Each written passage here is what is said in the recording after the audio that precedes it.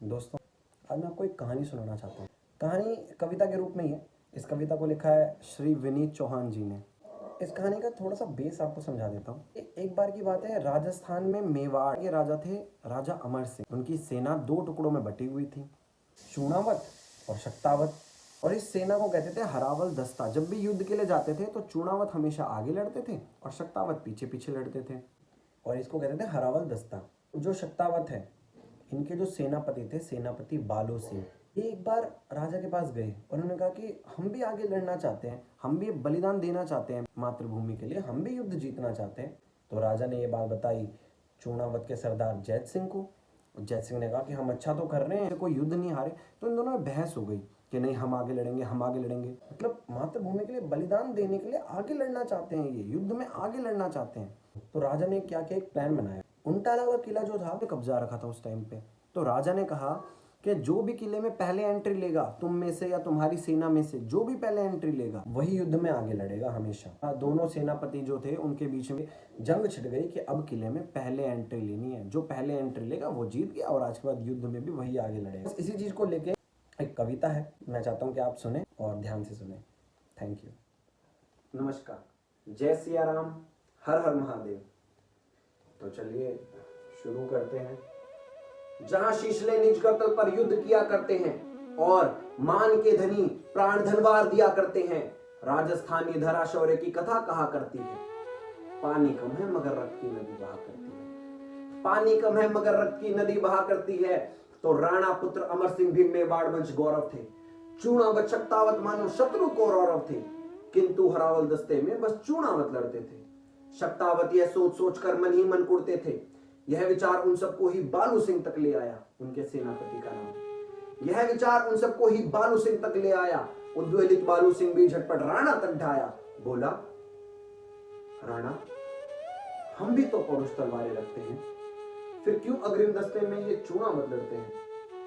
सम्रांगण में प्राण उत्सव का ये क्या मौका जाए, एक बार यह मौका शक्तावत को सौंपा जाए। तो चिंतित राणा ने इसमें देखा भीषण अंदेशा। चूणावत सरदार जैत सिंह को भेजा संदेशा। जैत सिंह ने राणा का संदेश सुना, फिर बोले जैसे पृथ्वी के कंपन को शेषनाग फंडोले। बोले, राणा, आखिर तुमको क्यों आभास हुआ है? क्या चूणावत तलवारों से उठ विश्वास गया है? आप कहें तो बैरी दल से धरा पाट कर रख दूं, एक लिंग की शपथ चरण में शीश काट कर रख दूं। शक्तावत प्रस्तावों ने सच हमको क्रुद्ध किया है, और भूल गए घायल कमल ने पहरों युद्ध किया है। राणा के समझाने पर भी दोनों खड़े हुए थे, विकट हरावल दस्ते खातिर जिद पर अड़े हुए थे। आखिर राणा को ही सूझी सहसा युक्ति नवीली, जिससे वो सुलझा सकते थे उलझी हुई पहेली। उंटाला का किला। उंटाला का किला सब मुगल सैनिक कब्जाए हैं, जिस कारण इस धरती पर घनकाले घिर आए हैं। जो भी पहले गढ़ में जाकर प्रथम प्रवेश करेगा, वही हरावल दस्ते में भी आगे सदा लड़ेगा। अब क्या था, दोनों को अग्रिम पीढ़ी का हक तय करना था। अपना पता था उन्हें उनके साथ क्या होने वाला है। अब क्या था, दोनों को अग्रिम पीढ़ी का हक तय करना था। लड़ना क्या था, उन्हें मौत को जाकर ही वरना था। पूरी रात युगल योद्धाओं को तलवारें भाई, और इधर चिंतित राणा को नींद नहीं थी आई। भोर हुई, रणभेरी गूंजी और दुंदबी बोली, मेवाड़ी सुत चले खेलने आज खून की होली।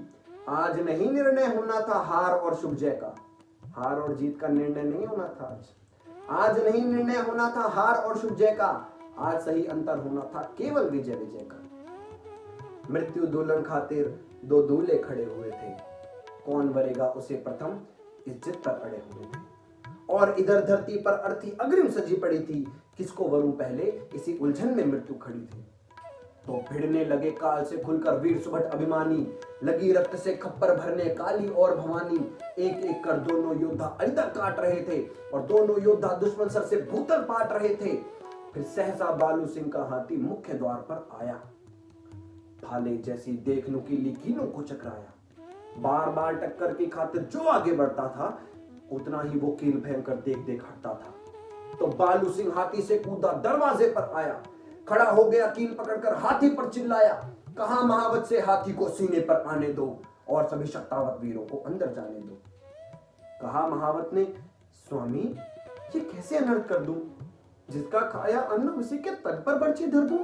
बोला बालू, वीर रथ मत वक्त गवाओ, समय आ गया मातृभूमि का बढ़कर कर चुका। तो विवश महावत ने तब हाथी आगे बढ़ा दिया था और बालू सिंह ने भी सीना किलो पर अड़ा लिया था और हाथी ने मस्तक की टक्कर मारी जो प्रलयंकर। दरवाजे गिर गए किले के करते शोर भयंकर।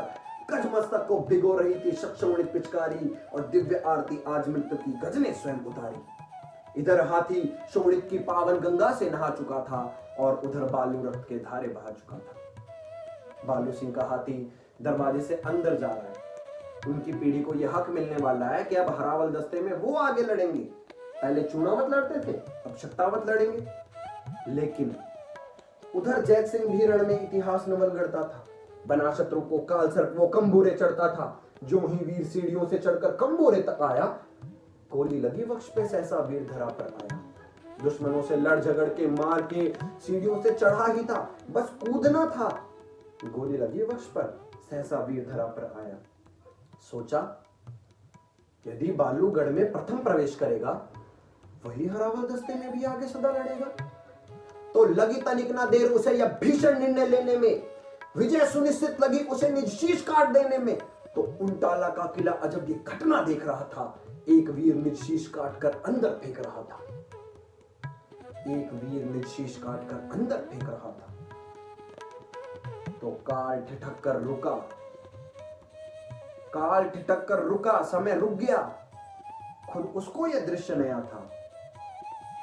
किसको लिखूं महान, सोच में पड़े इतिहास गया था।